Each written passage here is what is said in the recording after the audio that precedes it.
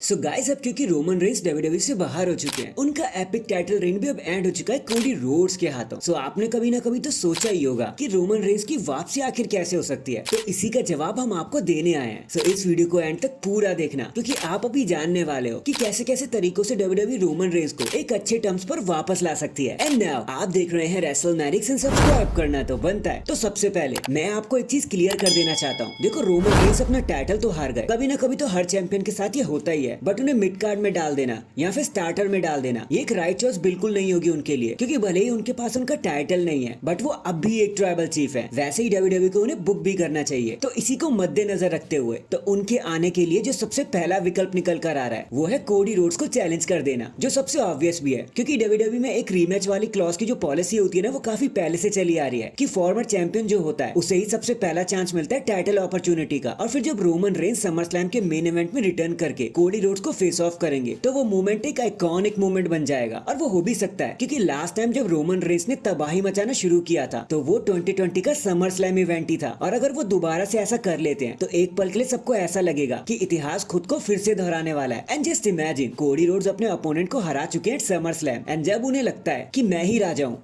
अब कोई नहीं बचा, तभी पीछे से रोमन रेंस आकर उन पर अटैक कर देते हैं या फिर डायरेक्टली उन्हें फेस ऑफ करने लगते हैं, ये बताते हुए कि ज्यादा खुश होने की जरूरत नहीं है, राजा वापस आ चुका है। तो नॉट ओनली ये घूस बम्प मूवमेंट होगा, बल्कि रोमन रेंस के लिए एक एक्यूरेट तरीका होगा कि डब्ल्यूडब्ल्यूई कैसे उनको वापस बुला सकती है। और अगर ये चीज होती है ना, तो कोडी वर्सेस रोमन का तीसरा पार्ट देखने में हम लोग को कोई भी दिक्कत नहीं है। Hashtag Cody Rhodes versus Roman. इसके बाद एक तरीका और भी हो सकता है, जहाँ सोलो सिकोवा रोमन रेंस को कॉपी करने की कोशिश करे। देखो, हम सब जानते ही हैं कि कैसे टामा टोंगा एंड सोलो सिकोवा ने मिलकर पूरे स्मैकडाउन की बैंड बजा दी है, उनको नानी याद दिला दिया जब से वो दोनों एक साथ मिले हैं, रैकलेस तरीके से फाइट करे जा रहे हैं, पूरे स्मैकडाउन को हिला कर रख दिया उन दोनों ने अकेले ही मिलके। So what if solo and टामा एक न्यू ब्लड लाइन को फॉर्म कर ले, जो वेल एस्टेब्लिश भी हो गई हो, सोलो के पास उनका यूनिवर्सल टाइटल भी हो, एंड जब सोलो एंड टामा कोडी रोड्स को डिसमेंटल करने की कोशिश करे कि अब हमारे सामने कोई भी नहीं बचा, तो रोमन रेंस की एंट्री हो जाए, कोडी रोड्स को बचाने के लिए वो वहां पे आए एंड पूरी ब्लड लाइन को कन्फ्रंट करे कि भाई ये क्या कर रहे हो। इससे नॉट ओनली रोमन रेंस एक बार फिर से फेस बन जाएंगे, उनका फेस दिखाने का तरीका एकदम सही हो जाएगा, बल्कि सोलो एंड टामा को एक रियलिटी चेक मिलेगा कि अगर आप ट्राइबल चीफ बनना चाहते हो तो आपको ट्राइबल किंग को हराना होगा, और किंग अब वापस आ चुका है रोमन रेंस के रूप में। तो रोमन एंड कोडी के बीच में एक टैग टीम भी दिखाई जा सकती है जब तक के लिए ब्लड लाइन खत्म नहीं हो जाती। तो ये भी एक तरीका हो सकता है कि कैसे रोमन रेंस अपनी वापसी कर सकते हैं डब्ल्यूडब्ल्यूई के अंदर। देखो, तरीके तो बहुत सारे हो सकते हैं, लेकिन मैं आपको सिर्फ वही बता रहा हूँ जो रोमन रेंस के लिए बेस्ट है, क्योंकि मैं नहीं चाहता कि वो अपना टाइटल हार गए तो डब्ल्यूडब्ल्यूई ने मिड कार्ड में डाल दे